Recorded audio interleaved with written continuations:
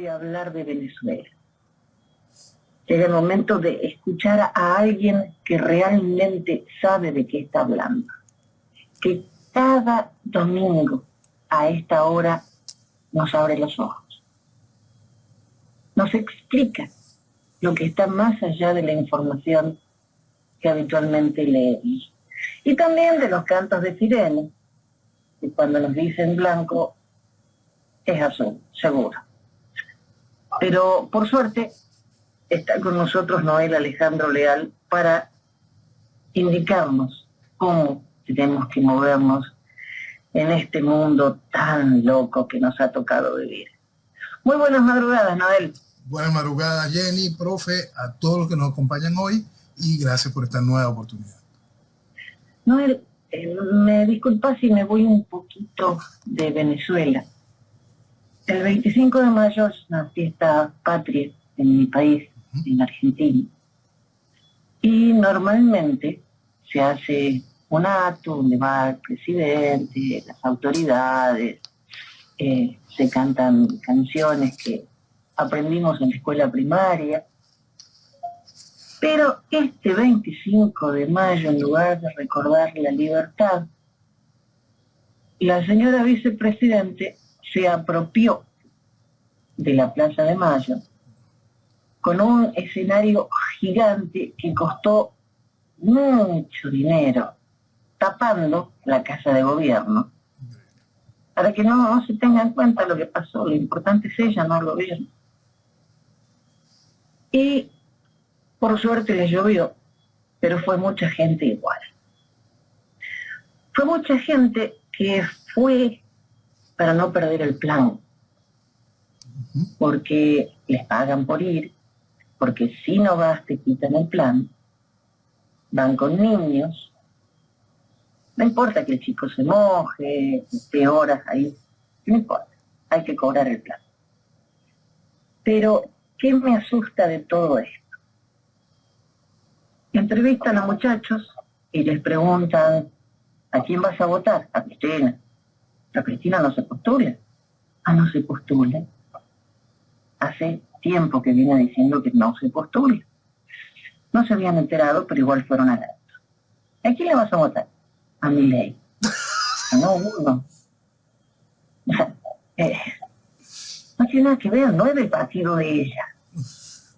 Es más, es alguien que le dice que ella es la... Bueno, pero ahí no termina, fueron varios. La juventud está fascinada con Javier Milei. Es un señor que grita mucho. Igual que Cristina, o sea, es una Cristina con pantalón. Pero a la juventud le gusta eso, el rebelde, un muchacho joven relativamente.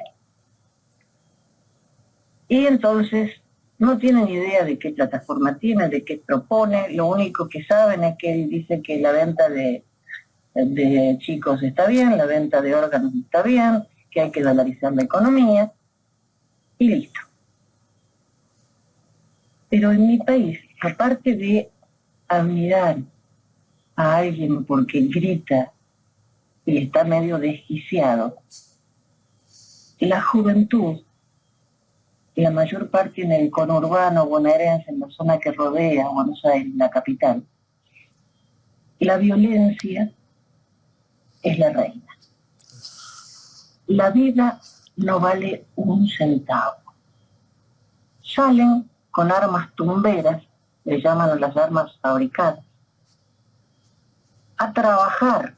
¿Y qué es trabajar? Robar. Entonces, de la semana pasada, en una zona bastante carenciada, venía un señor con una señorita en una moto, se le paran dos al lado, los apuntan, les quitan la moto, pero el hombre era policía. Saca el arma, dispara y mata al ladrón. Oh, y el malo es el policía. Porque cuando el ladrón se escapa, él tira y le pega en la espalda. Entonces, ¿a quién cuestionan? Al policía. La justicia. El policía, hay policías corruptos, sí, totalmente. Pero la gran mayoría por un sueldo miserable, están dejando su vida para defenderme a mí, ciudadana. ¿Y cómo se le paga? Como a un policía chocobar que mató a un tipo que acuchilló a un turista extranjero. Pobre tío, casi lo matan a él. Porque, ¿cómo lo va a asesinar? Y el turista que casi muere acuchillado no pasó nada. Me asusta un poco la violencia extrema. Sí. ¿Es solo en Argentina? No, para nada, para nada. Tú sabes que hay un punto, por eso es que siempre yo enfoco esto dentro del esquema ideológico para poder entender cada una de estas razones y todo lo que un esquema ideológico exalta o busca hacer que se vuelva lo dañino un hecho común. Eso se resume simplemente en que el socialismo animaliza. El socialismo va animalizando a la sociedad, la va corrompiendo. Y cuando abrimos completamente el paraguas de qué es, aparte de la animalización, qué es lo otro que hace que las sociedades se vuelvan más violentas, está la falta de fe.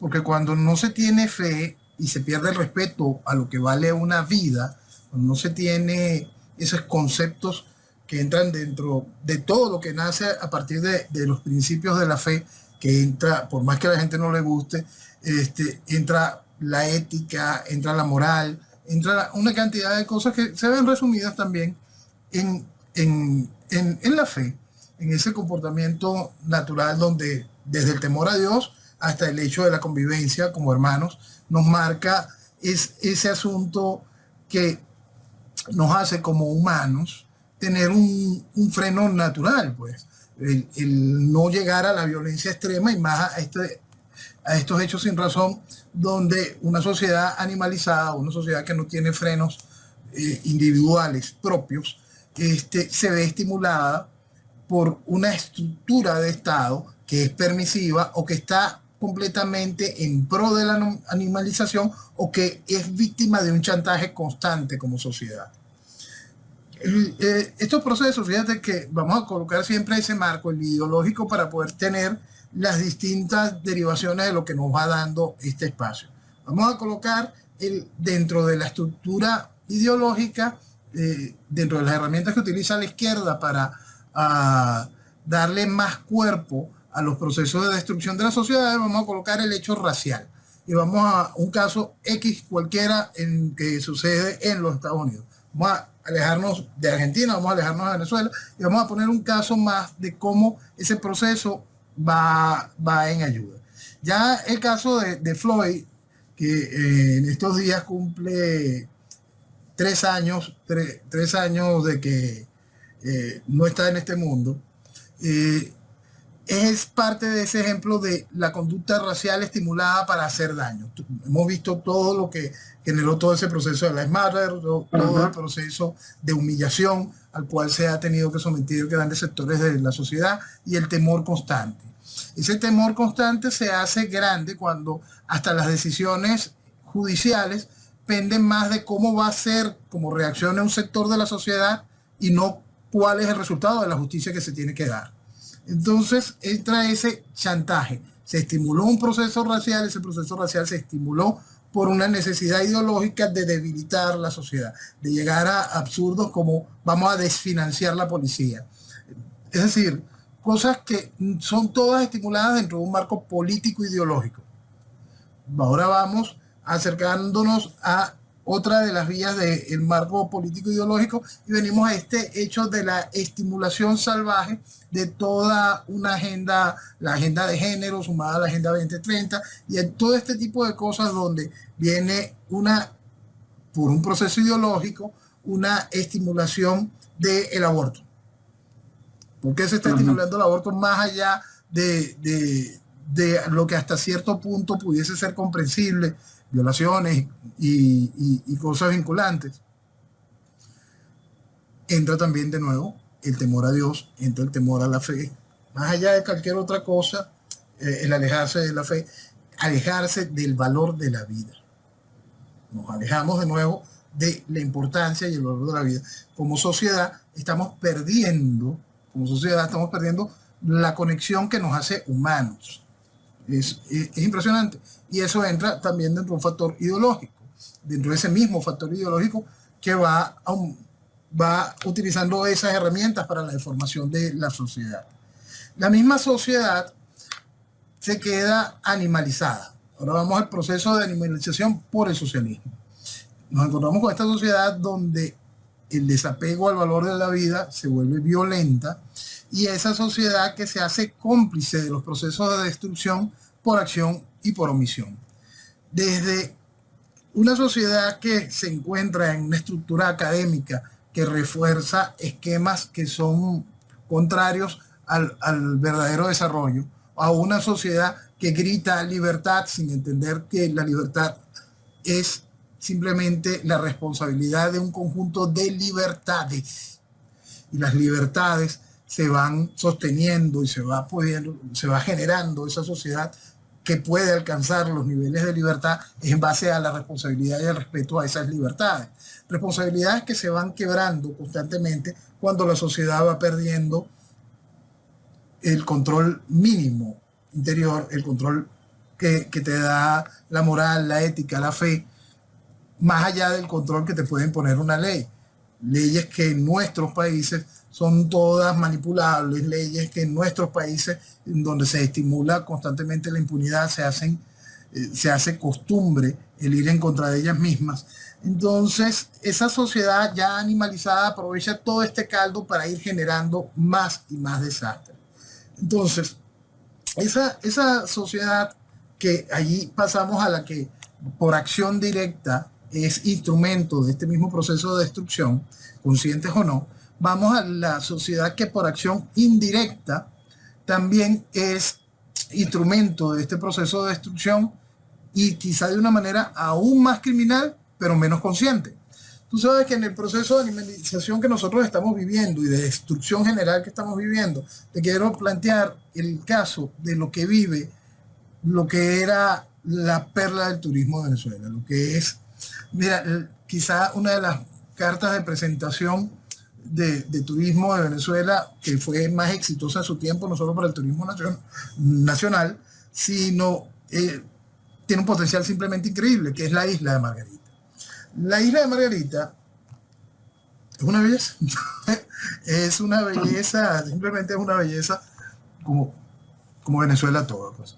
La isla de Margarita tiene sectores hoy que tienen 4 y 6 meses sin servicio de agua. Gente que tiene eso, y tiene sectores que tienen eso, 4, 6, 2 meses sin servicio de agua. Agua corriente por la tubería no tienen. Entonces tienen que verse obligados a utilizar cisternas, transportes de agua de estos por camiones que le llevan agua a sus edificios, a sus hogares.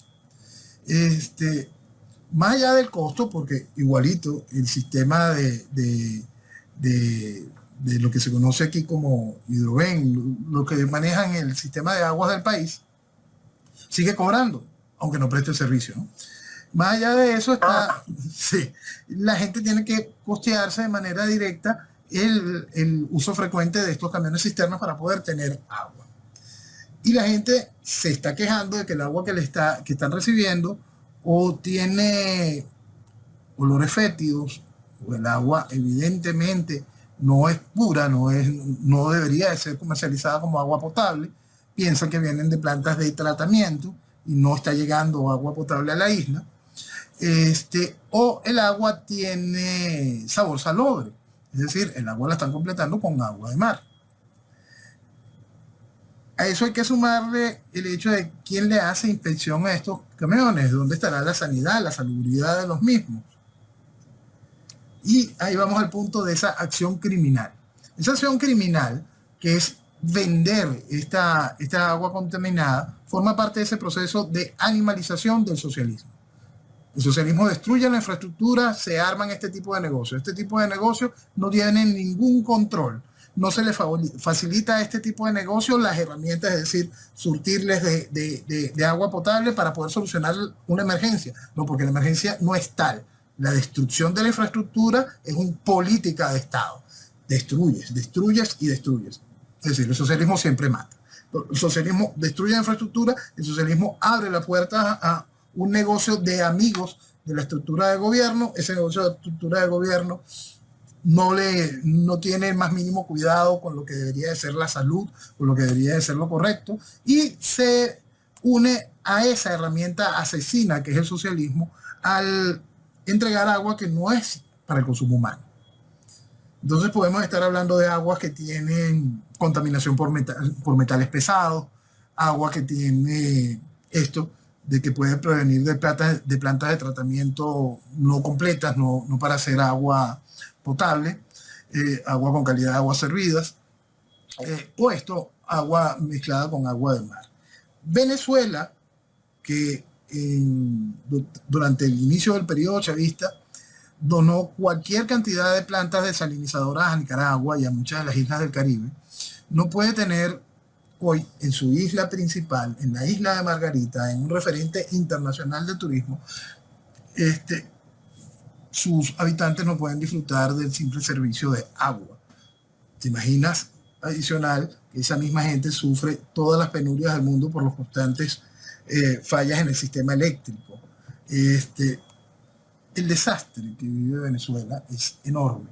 Pero esa fotografía de esa realidad de Margarita y el asunto de agua y el crimen que va de la mano, porque como esa persona que está totalmente inconsciente de lo que está haciendo, que no vas a hacerle nunca que tome conciencia real hasta que la justicia se imponga, que esa agua que está entregando puede estar contaminada, que hace daño, que puede causar enfermedades futuras, que una contaminación por metales pesados no es algo que se detecte de un día para otro. ¿Cómo se maneja eso? Y es parte de la estructura criminal del hecho ideológico, y es parte del proceso de animalización del proceso ideológico. Porque cuando tú has elevado a la población, y supongamos que tienes la emergencia en infraestructura y no puedes surtir por agua por los canales regulares y tienes que brindar la oportunidad del acceso al líquido a través de estructuras de flotillas de camiones, buscarías todo para que eso que llegase tenga calidad, sea bueno para la vida. Pero no, el Estado no busca nada de eso. El Estado chavista lo que busca es seguir matando gente, de una u otra manera, de manera directa, de manera consciente, y para eso animalizó a la sociedad.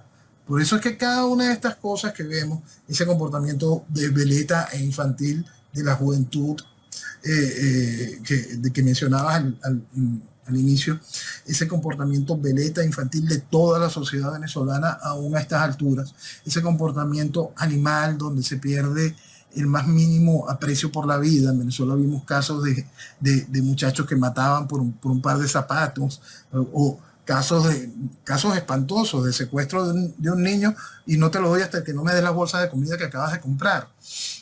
Todo este tipo de cosas ya la hemos vivido en Venezuela y son parte de esa animalización de la sociedad que siempre trae el socialismo. El socialismo busca deprimir a la sociedad, hacerla que se animalice, que se vuelque a delinquir, y pierde totalmente el norte. Y se vuelve una sociedad que es bagazo, y es una sociedad que en democracia ese bagazo impone su decisión vía voto. Es grave lo que va haciendo el socialismo en eso, porque va generando este caldo, este lugar donde nos encontramos en muchos de nuestros países, donde la sociedad está podrida. La sociedad está podrida. Una sociedad que permite que sucedan cosas como esta, una sociedad que es víctima de cosas como esta, y parte de una sociedad que hasta se beneficia directamente de cosas como esta. Es grave porque es una violencia que va más allá de esa directa que enunciabas al principio. Es una violencia masiva, gigantesca. Es una violencia que también es muy difícil de señalar, pero es una violencia que acaba con países, que acaba con la vida, que acaba con todo, y es la violencia que impone el socialismo. El socialismo siempre mata. Cuando me dicen que no es un problema ideológico, se me ponen los pelos de punta. Porque, ¿cómo se explica si no? Ahí está. Cosa que toca el socialismo la destruye. Cosa que toca el socialismo la destruye. Y es algo que es tan evidente, es algo que ya está más que claro, ya remasticado, y todo el mundo viene con el cuento de que no existe un socialismo bueno.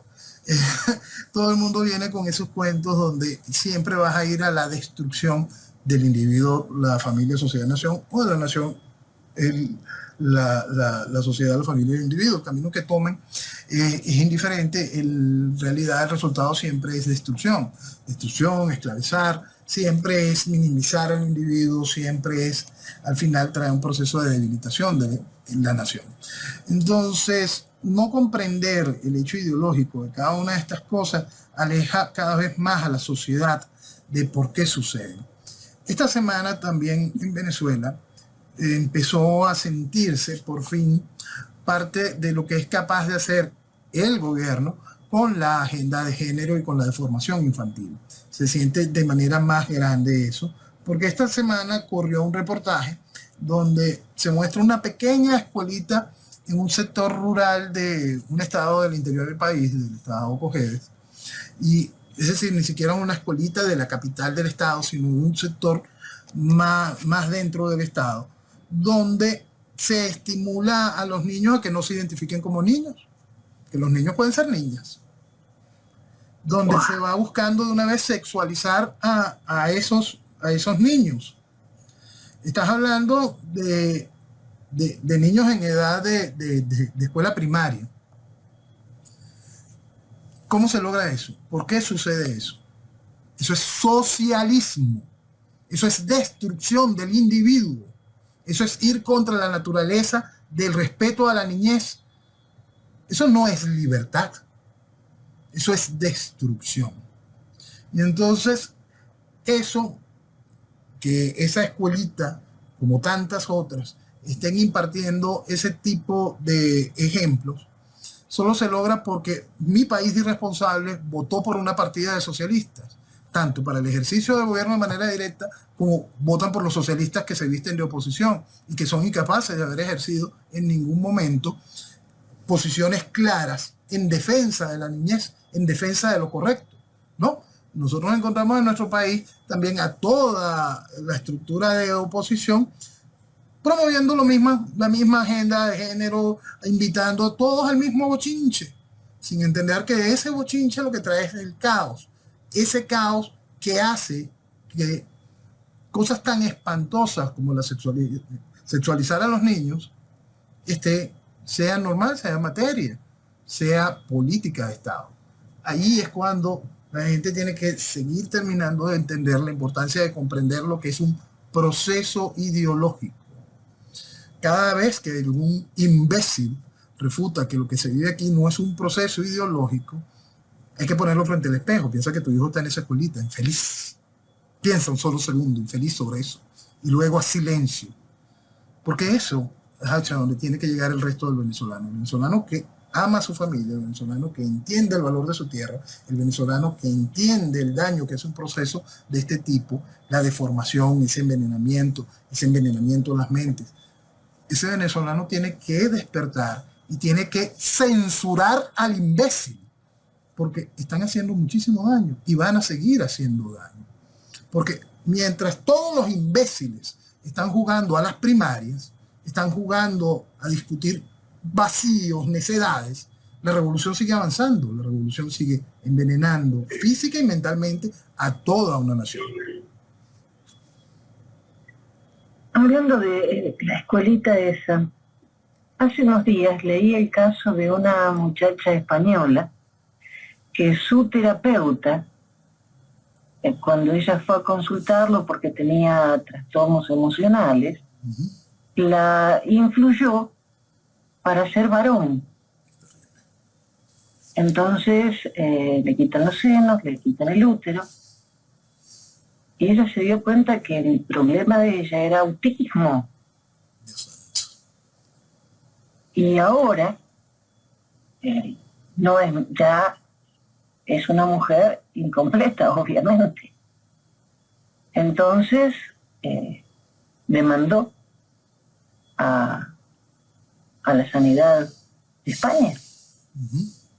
Era un adolescente con problemas y el terapeuta la influyó a cambiar de sexo. Sin darse cuenta de los problemas que tenía en su familia. Con 15 años. Entonces el terapeuta se defiende diciendo que ella estaba segura. ¿Con 15 años seguro de qué?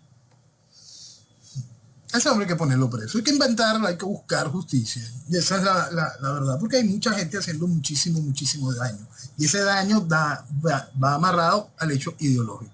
Tú puedes aportar que ese terapeuta, si no vota el PSOE, vota Podemos. Pero de ahí no pasa. Pero esos nenes en la escuela en Venezuela, ¿qué pueden saber con la edad que tienen lo que es ser nena o ser nene? Ellos juegan y son chicos y ya. Eso es deformar, porque lo que se busca es dañar, lo que se busca es generar hasta el máximo de incomprensión, la ausencia total de identidad. Si no eres capaz de identificarte contigo mismo como individuo, ¿qué vas a poder hacer mañana con cualquier otra cosa? Por eso es que llegamos a la salvajada, como la propuesta que tenía Leopoldo López, de poner a un transgénero en el Tribunal Supremo de Justicia. ¡Epa! Sí, fabuloso, me encanta. Muy buena idea. Exacto. Y entonces, ese mismo transgénero se está también lanzando a la presidencia de la República, y entonces un titular, un tuit de una empresa que maneja estructura política dice: 3 mujeres se lanzan a la presidencia. Y entonces yo digo, si alguna de las otras dos tuviese un mínimo de respeto por ella misma, diría: epa, hay 2 mujeres, aquello es un transgénero. Pero no, ojo, se callan, sí, se callan porque tienen que ir de manitas agarradas con la idea esa, que lo único que busca es destruir la sociedad. A mí nadie me va a meter en la cabeza que una persona que no tiene identificación propia son los soportes para poder tomar decisiones a nivel judicial o legislativo, sobre todo una nación. No, vos podés ser un ciudadano común. Totalmente. Y quiere cambiar de género y tiene todo el derecho del mundo a cambiarlo, y total va a su oficina y vuelve, o a su trabajo y vuelve. Eso.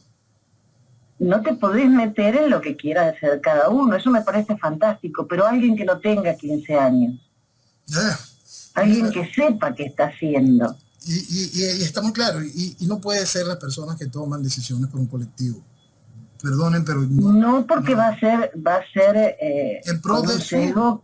Exacto, viene con ese sesgo propio, y es un sesgo que lamentablemente ha demostrado que no es lo que ha demostrado, es la base natural lógica de la situación. Entonces, ese proceso donde nos dejamos de identificar más allá de la naturaleza, porque siempre es muy importante este asunto de cómo me autopercibo. Ajá, yo me percibo catire de ojos azules y tú me tienes que soportar como tal. Pues no, bueno, estamos en radio allá, no, yo soy moreno de ojos café. Entonces, eso es lo que soy un hombre, punto. No es cuestión de autopercepción, de cambiarse. Las realidades son realidades, y no por esto se está haciendo daño a muchísima gente. Y toda esta gente que está sintiendo ese daño es gracias al aval ideológico, gracias a un proceso ideológico de destrucción de las sociedades, que destruye en tantos esquemas que nos encontramos volviendo a España, la cantidad de millones y millones que se dedican en pro de esa agenda, mientras están diciéndote que no puedo mantener a los jubilados, a las personas mayores que trabajaron toda su vida, que hicieron todo lo posible por generar un espacio para el desarrollo de su nación. No, ya no tienen, no, para ellos no hay. Sí, pero eso no es tan importante. No, hay otras cosas más importantes. ¿Qué importa eso? Es aterrador. Exacto. Pero aparte, vamos a ver la televisión. No hablemos de Disney, donde estás viendo dibujitos animados y te encontrás con que la heroína, que toda la vida fue una heroína, se enamora de otra heroína. Dios mío. O cualquier otra serie. Ojo, la homosexualidad existe desde que el mundo es mundo. Y nadie dice que no. Y yo tampoco me opongo a que exista, ¿no? Tampoco. Pero no me lo impongan. Y menos a los niños. Y menos a los Exactamente, niños. yo sé razonar. Y sé que es una ficción, y sé que es... Pero un niño no. Con mi hijo no te metas. Tan sencillo Así de simple. Entonces, va más allá del hecho de tu hijo, los niños, es el mañana. Entonces nosotros tenemos que comprender eso de manera global, entender por qué se define como proceso ideológico, por qué esas herramientas son apoyadas estructuralmente por el proceso ideológico que emana el socialismo, por qué esas herramientas son rechazadas por los procesos ideológicos donde dentro de todo existe respeto a la vida, existe la idea de moral, de ética, de buenas costumbres, de orden, de respeto a la ley, de libertades, de estructura, de todo lo que hace posible que un individuo y su familia se desarrollen en una sociedad ordenada para el fortalecimiento de una nación. Todo lo demás está en el otro proceso ideológico, es decir, el que nos ha destruido como nación, como sociedad, como familia, y tenemos estos individuos, los que no son unas veletas, los que no son unos criminales, son unas víctimas. Entonces, como sociedad tenemos que terminar de entender dónde reencontrarnos como individuos, como familia, como sociedad, como nación, para poder detener ese proceso ideológico que lo único que nos trae es destrucción. Pero reconozcamos que mientras sigue todo esto, la que sufre es la familia, y si no hay familia, no hay sociedad. Exactamente, porque eso es lo que busca esto. Esto siempre ha ido en contra de la familia. Vamos a colocar, hay tantas frases criminales de Marx y Engels al respecto, que son increíbles. Engels llegó a la desfachatez de calificar el matrimonio como una prostitución arreglada. Suave. No, son cosas tan criminales lo que dispusieron ese par de personajes que nutren el pensamiento de ese esquema ideológico, que lo único que hace es destruir. ¿Cuándo nos daremos cuenta de todo esto que pasa? O sea, despertaremos en algún momento, porque es muy feo lo que nos está tocando vivir. Es espantoso y, como siempre refiero en este tipo de cosas, nunca las sociedades despiertan de manera completa. Las sociedades simplemente lo que despierta es una vanguardia que entiende esa realidad, pero una vanguardia que necesita para poder avanzar de una masa crítica que también esté despertando ante esa realidad. Las sociedades por completo no lo hacen. ¿Qué hace y qué ocasiona el cambio? Ocasiona el cambio que esa vanguardia, con su masa crítica, decida, lamentablemente, obviar el resto de la sociedad. Obviarla y avanzar. Fíjate, tomando precisamente el asunto de Engels, encontré esta frase. A la socialización de la propiedad sigue la de la mujer y la de los hijos. ¿Cómo cuando se expresaron esos planteamientos, cómo fue que alguien más lo siguió? ¿Cómo es que lograron conseguir que alguien discutiese eso como escuela de pensamiento? ¿Cómo un criminal como Vladimir Ilich Ulyanov, alias Lenin, logra llevarlo a la realidad, al hecho de gobierno? ¿Cómo es posible que junto a otros criminales hayan generado un proceso tan increíble como fue el de la Revolución Soviética? ¿Y cómo es posible que los resabios de esa estructura, de ese pensamiento, fuesen generando esquemas como todo lo que Gramsci nos pone hoy para el proceso de destrucción general de nuestra sociedad a través de un esquema cultural, o todos los esquemas paralelos de ir adormeciendo a una sociedad con esquemas de socialismo bueno o socialdemocracia, que lo único que abren es las puertas a estos procesos de socialismo carnívoro y de destrucción? Entonces, como sociedad, ¿la sociedad en general va a llegar a entender eso? No. Como vanguardia, hay vanguardias que están claramente definidas en contra de eso. Sí. ¿Dónde está lo del medio? ¿Dónde está la masa crítica? ¿Dónde está el ciudadano, el individuo que se ve identificado con palabras como esas, con pensamientos como esos, como ideas que van en contra de absolutamente todo lo lógico, lo natural, lo que te permite el desarrollo, lo que te permite una vida de la cual te puedas sentir no solo útil, sino orgulloso? Entonces, como sociedad, viene un proceso de evolución, de identificación de lo que es el esquema ideológico, de lo que te destruye, para poder enfrentar ese cambio necesario y detener este proceso de destrucción, ese proceso que anula todo el individuo, que genera veletas. Tú sabes que cuando estamos visualizando todo este esquema tan podrido, tan dañado, lo veleta vendría a ser lo más suave, ¿no? De todo esto. Pero son precisamente los que toman la decisión política al final, porque son el bulto más grande. Entonces son los que permiten el resto de los crímenes. Recién hablabas de socialismo bueno. ¿Qué entiende esa gente por socialismo bueno? La mentira que le han vendido. Solo la mentira que le han vendido. Porque vamos a suponer, hoy los que se creen y buscan identificar el socialismo bueno en el progresismo canadiense. Señores, la oferta es mata a tu papá cuando llega a los 65 años, no hay ningún problema. Dile, convence a tu papá que está deprimido y el gobierno le facilita las posibilidades de la eutanasia. Es decir, mañana, de aquí a mañana, dentro de ese mismo esquema de leyes, no tendrás que convencer a tu papá que diga eso, sino tú le podrás decir al gobierno, mi papá está deprimido. Y entonces, ahí la cosa cambia, ¿verdad? Ya llegamos a un proceso de homicidio.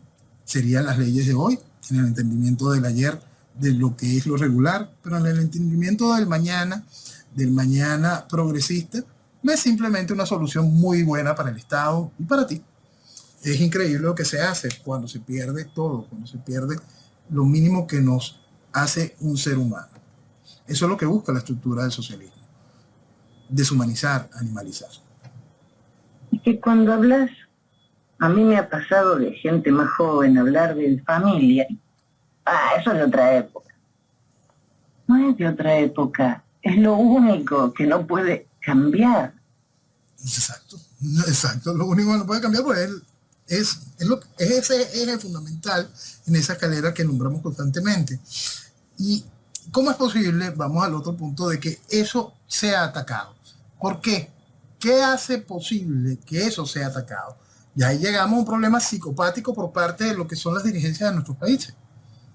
Porque no hay otra manera de colocar el avalar esto, bien sea por el interés puntual del ejercicio del poder, bien sea por el interés puntual del beneficio económico. Si lo estás haciendo utilizando ese tipo de armas es porque tú tienes una psicopatía que demuestra un estado criminal en tu ser. Porque todo eso atenta contra el individuo. Cuando volvemos al caso del agua que te decía, cuando se genera este proceso de destrucción, y ese proceso de destrucción es avalado democráticamente, voto a voto, por supuesto que es el liderazgo político que te ha permitido generar ese acompañamiento. Tiene un problema, son psicópatas todos en general, porque lo único que están estimulando es la destrucción lógica. Lo único que estás abriendo es las puertas al desastre. No estás buscando frenar el desastre, estás estimulando el desastre. Y por eso nuestras sociedades llegan a esto. Por eso nos encontramos hoy con una Venezuela, la principal reserva certificada de petróleo del planeta, comiendo de la basura. Nos encontramos una sociedad donde sus influencers y grandes generadores de opinión, hasta hace nada decían Venezuela se está arreglando y el país está a punto de volver de nuevo a la hiperinflación. Donde nos encontramos a un gobierno discutiendo tomar medidas económicas como las de Zimbabue. Entonces, cuando nos encontramos con eso y que eso no es refutado por parte de la dirigencia política, sino que la dirigencia política lo único que está es discutiendo pendejadas y metiendo a la gente en la fantasía electoral y no llevando a la gente a enfrentar la realidad, la sociedad pensante, la sociedad que despertó, la sociedad que quiere cambiar su país, tiene que terminar de comprender que hay un problema, que hay una psicopatía criminal que va más allá de quien ejerce el gobierno, sino también de quienes acompañan el desastre, de los que visten de democracia este desastre. Y lo han demostrado durante todos y cada uno de estos años. Entonces, volvemos a ese proceso, el proceso ideológico. A cada una de estas herramientas, cada uno de estos factores, cada uno de este adormecimiento del resto de la sociedad, todo el comportamiento de veleta de la sociedad, todo este tipo de cosas han sido estimuladas por el mismo proceso. Porque no hay nadie diciéndole al país la verdad. La verdad es que usted se encuentra en un proceso ideológico de carácter socialista que impone un proceso revolucionario que busca transformar la nación y convertirla en una tiranía socialista. Eso era evidente desde que Chávez abrió su hocico en la campaña electoral. Eso era evidente desde que lo hizo en la Universidad de La Habana en 1994. Eso era evidente cuando se leyeron los decretos que fueron emanados por Cleber Ramírez para el golpe de 1992. Se sabía hacia dónde iba, se sabía que el proceso era socialista, se sabía que lo que venía era destrucción. Pero un gentío se montó en ese tren y lo aplaudió y le pareció bonito. Y todos los demás decidieron vestir de democracia a toda esta estructura criminal. ¿Por qué? Porque no censuramos el hecho principal. El socialismo y el crimen siempre van de la mano. El socialismo es un crimen. Es un crimen de todas y cada una de las formas. Y volvemos a repasarlo. Cuando nos encontramos con este tipo que está vendiendo agua podrida, es un criminal en masa. No es ni siquiera el ladrón que fue y robó a alguien y le pegó un tiro. No, este es mucho más peligroso. Absolutamente inconsciente, pero totalmente generado por el proceso de destrucción del socialismo. Pues es que leí una noticia de Chile y estoy absolutamente de acuerdo. El Partido Renovación Nacional criticó la designación del nuevo embajador en Venezuela. O sea, desde 2018 no había representante en Venezuela. El último fue designado por la señora Michelle Bachelet. Piñera nombró un encargado de negocio.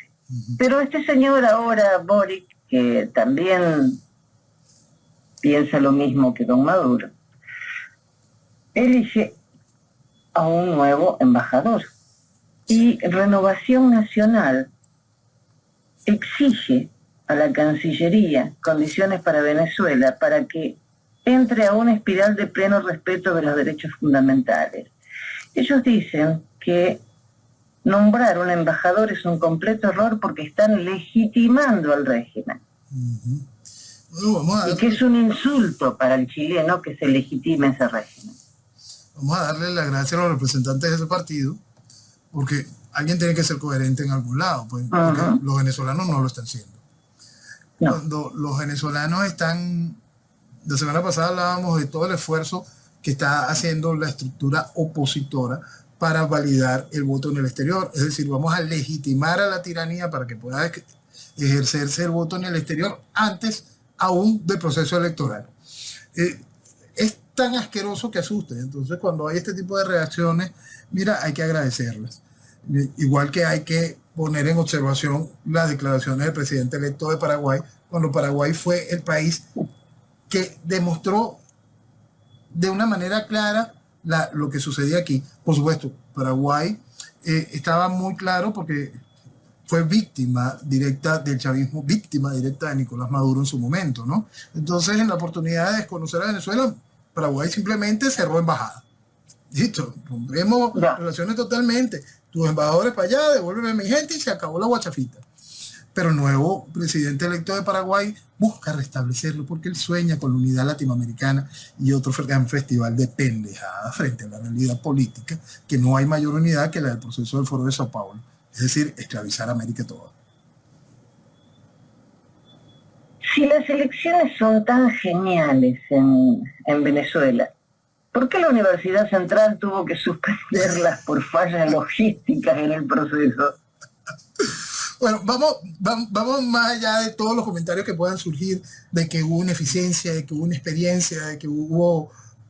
Mira, casi que todo es parte de una campaña pro CNE. Por supuesto. Sí, me lo olí al principio. es que es eso, porque si un ente como la Universidad Central de Venezuela, que tiene años eligiendo a sus autoridades, no puede llevar a cabo su proceso electoral interno, es porque necesita una gran ayuda logística, una gran ayuda. ¿Quién la tiene? El Consejo Nacional Electoral. Entonces, Bingo. por lo tanto, ¿cómo pudiese hacer la oposición sus primarias sin el Consejo Nacional Electoral? O los que sueñan, ¿cómo puede haber elecciones sin el Consejo Nacional Electoral? Si algo donde supuestamente todos son racionales y estructurados, como la Universidad Central de Venezuela, simplemente no puede llevar a cabo sus elecciones para sus autoridades. Es que todo es tan mediocre, porque eso es lo que quedó de país. Esa es una realidad. Eso es lo que quedó de país en nuestra estructura dirigente, que es una cosa vergonzosa. Hace años yo leía una frase donde decía, el país de hoy es lo que se enseñó en la Universidad Central de Venezuela. Y es una frase terriblemente dolorosa para los que cursamos estudios en esa universidad, los que pasamos por sus aulas. Es una frase terriblemente dolorosa para los que en algún momento entendemos que el mal no solo vino de la Universidad Central de Venezuela, que todas nuestras universidades, incluyendo las privadas, han aportado muchísimo para el proceso de destrucción actual. Entonces, ¿pero qué los une a todas? ¿Cómo fue que se llegó a esto? Por un proceso ideológico. Por un proceso ideológico donde se fue pervirtiendo desde las aulas a nuestra sociedad. El mayor reflejo, el manifiesto de los 911 arrastrados a Fidel Castro en 1989. Ductores de una nación. En ese manifiesto figuran 3 o 4 rectores de la Universidad Central de Venezuela. Decanos, profesores de todo tipo están allí. Entonces ese es un reflejo. Cuando se ve hoy el ridículo que sucedió en las elecciones de la Universidad Central de Venezuela, un ridículo ejecutado, planificado, porque es impresionante. Aparte de que ni siquiera se pudiese esperar otra cosa, autoridades que están enquistadas allí desde hace ya tanto tiempo, porque precisamente el desconocer lo que imponía el gobierno era obligación, porque todo este caldo viene gestándose de una manera constante, donde se pierde el respeto por absolutamente todo. Por favor, estamos hablando de la rectoría de la máxima casa de estudios del país. Eso en algún momento debió haber significado respeto, pero ¿desde cuándo no se respeta? Cuando tuvimos un rector como Edmundo Chirinos, para quienes no lo recuerdan, el final de su historia está cargado porque se descubrió que era un criminal, un hombre que desde su cualidad de psiquiatra dopaba a sus pacientes y abusaba de ellas. Por supuesto, también candidato presidencial por movimientos de izquierda. Entonces, ¿desde cuándo lo que estamos viviendo en la Universidad Central no es reflejo de orgullo, de respeto? ¿De verdad en algún momento fue la casa que venció las sombras o es la casa vencida por las sombras? Tú sabes que cuando un tiempo yo me pasaba en la universidad, hubo un caldo peligrosísimo en la universidad, donde yo también tuve la oportunidad de participar en una cátedra y exponer en aquel momento lo que era la penetración cubana en Venezuela. Pero esa cátedra, la sala E, de ahí nació mucho de la estructura comunista que hoy nos destruye, muchísimo, muchísimo. Y entonces cada vez que yo entraba a esa sala, miraba las paredes y yo lo compartía con un amigo mío, mira, aquí lo que hay que hacer es volar todas estas paredes. Y me dice, pero no todas hay que volarlas, y hay que buscar unas luces de estas más incandescentes, increíblemente incandescentes, con mucha fuerza, que sean económicas en electricidad, pero que iluminen con muchísima fuerza porque nunca deben apagarse, nunca. Y poner en el centro de la sala una placa de bronce pulido que encandile, que sea muy difícil de leer, que diga la placa, ahora sí, la casa que vence las sombras. Porque esa sombra que ha cubierto el país de manera académica tiene mucho, lamentablemente mucho, que ver con la universidad, y el reflejo del ridículo de hoy simplemente es un lacito más, es otra guinda en el postre, es otra demostración más del desastre del fracaso que tenemos hoy como sociedad, que gracias a esos 911 autores podemos tener esa identificación, ese mapa de gran parte del proceso de destrucción de lo que vive Venezuela. Allí hay una bandera muy clara y otra bandera muy clara en la generación del 28. Nosotros como Venezuela tenemos hoy un mapa histórico que nos demuestra cómo el daño tiene fechas, tiene puntos claros, tiene espacios de definición y todos los une el mismo hilo rojo socialista. Noel, nos quedan 5 minutos nada más, pero ¿cómo se revierte el daño a la juventud? De misma manera como se revierte todo el daño general que trae este tipo de procesos. Individuo, familia, sociedad y nación. La familia tiene que ser lo suyo. Tenemos que buscar como nación elevar al individuo. El individuo tiene que comprometerse con la sociedad para el desarrollo de la misma. La sociedad tiene que hacer justicia contra el que vaya en contra del desarrollo normal y regular de la sociedad como tal, con el que atente contra la familia, con el que busque la destrucción de la nación. Fíjate, cuando ese engranaje funciona, por supuesto la sociedad avanza, pero cuando la sociedad ataca al individuo, en este caso a la juventud, negándole las posibilidades de un desarrollo completo y sembrándole dudas hasta de lo que es como persona, como hecho natural. Por supuesto, ahí tenemos que terminar de identificar dónde están los daños. Es el Estado el que está haciendo el daño. Es una sociedad extranjera financiando un proceso interno.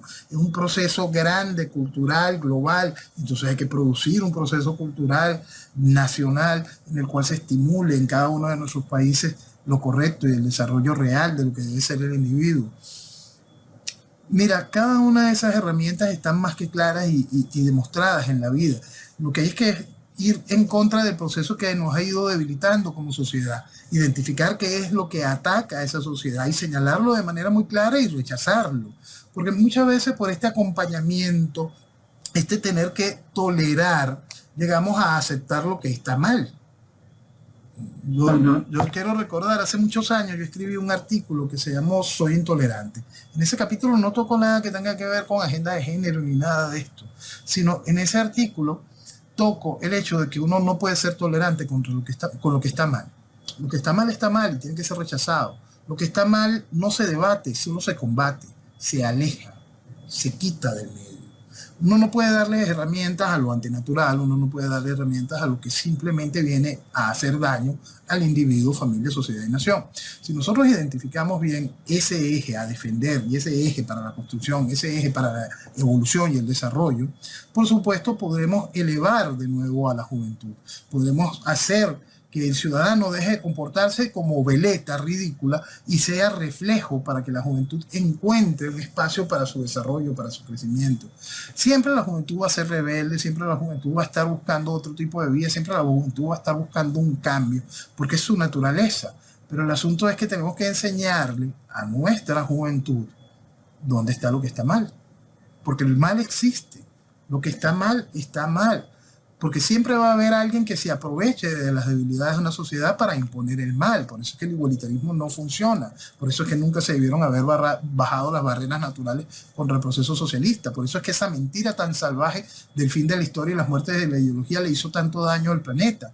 Porque cuando se bajan las barreras naturales, la maldad aparece. Y la maldad cuenta con la gente que no tiene conciencia, cuenta con las veletas, cuenta con una sociedad que, como no entiende su responsabilidad individual ni su responsabilidad dentro de la sociedad, atenta contra ella misma. No le sé, nos agotó el tiempo. Me encanta hablar con vos porque exponer las cosas más difíciles de una manera clara y fácil de entender, lo que te agradezco muchísimo. La semana que viene, Dios mediante, volvemos a llamarte para seguir hablando de Venezuela, de lo que vale Venezuela. Amén. Señores, muy buenos días y que viva Venezuela. Viva Venezuela.